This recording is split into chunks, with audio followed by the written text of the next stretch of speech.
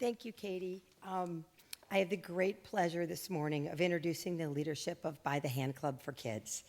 Quick rewind, 2 years ago, a small committee, special thanks to Bill, Sylvie, John Sharp, Lester and Becky Knight, Chris Cole, and Megan Mike Revord, was established to evaluate proposals for a transformational $1 million gift from the Bowen Fund, a surprise to honor Gil on his 90th birthday. Gil was thrilled with the idea of a significant investment to truly make a difference in the lives of Chicagoans, and even more so with the final approved proposal of Bowen Harvest to creatively address food insecurity in a critical food desert. So first and foremost, tremendous gratitude to you, the congregation, from all the Bowen family, for your generous donations honoring Gil and Marlene's ministry through this fund so many years ago. And we hope you will partner with us going forward as we establish a robust volunteer network to work with By the Hand and support this innovative approach to feeding a neighborhood.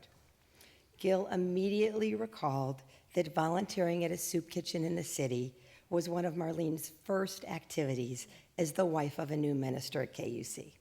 So I'm excited to introduce Danita Travis, the incredible leader of By the Hand Club, and Andrea Yousefi, responsible for innovative projects, and offer more detail on the Bowen Harvest. Thank you, Margot. You know, it was about this time of year, 2 years ago, 2021, I got a phone call from Margot. And she began to share with me about Gil Bowen and how he had served as the senior pastor of this church for 37 years, and how children and youth were such an important part of the ministry here at the church and to Gil personally. She went on to share that he was turning 90 years old and that the church wanted to do something to honor him. And it was so exciting because with the help of 675 members of Kenilworth Union Church, just a few months later, we were able to announce plans to open Bowen Harvest. Bowen Harvest is a fresh food and nutrition center on the far, far south side here in Chicago in a neighborhood called Altgeld Gardens. And Altgeld is one of the greatest food deserts in the country. And I'm going to tell you about Bowen Harvest, but before I do that, I would just like to invite Andrea just to share a little bit more about what we mean when we say a food desert. Good morning, everyone. We are so grateful to be here today. So when we talk about a food desert is a community where the residents don't have access to fresh and nutritious food. This is for a combination of two reasons. The first reason is that the community is low income. The second reason is that the community is low access, meaning they don't have a full-fledged grocery store or produce market and access within a reasonable distance in their community to fresh food. This is pivotal when we discuss Altgeld Gardens. Altgeld Gardens, as Donita mentioned, located on the very far south side. Of the 77 Chicago neighborhoods, Altgeld Gardens has the lowest annual household income of $15,000 per year, making it low income, the lowest possible income. Altgeld Gardens is a Chicago Public Housing Authority community of 9,000 residents. 50% of those residents are children. It's very isolated. It's actually closer to Indiana than it is to downtown Chicago. There is one bus that goes through the community, and that bus is very sporadic. If you look on a map, you'll see that there are grocery stores 2-3 miles away, but on this bus route, it takes 2 hours each way to get to the grocery store. Just imagine it would take you 4 hours to buy one apple. So it's the lowest possible access, making it one of the most prominent food deserts in the country.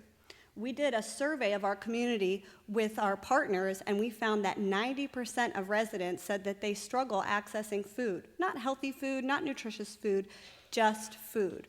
But we're here today, and we're so excited because we are changing the food landscape in the community. And of those 9,000 residents, and 50% of them being children, all of them will have access to the incredible food that we are going to grow in the community thanks to Bowen Harvest.